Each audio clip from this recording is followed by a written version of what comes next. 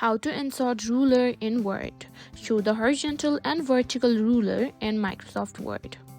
In today's tutorial, I'm going to show you how to insert and view both the horizontal and vertical rulers in Microsoft Word.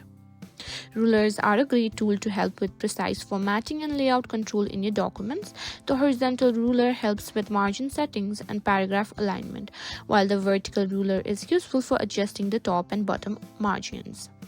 Now let's simply enable the ruler. Simply click on view at the top layout, and here you can find the ruler option. Simply click on the tick, and that's it. That's how you simply show the ruler in Microsoft Word. At the top you can see vertical and horizontal ruler, and that's it. You now know how to insert and use the horizontal and vertical rulers in Microsoft Word. If you found this video helpful, don't forget to like, share and subscribe to our channel.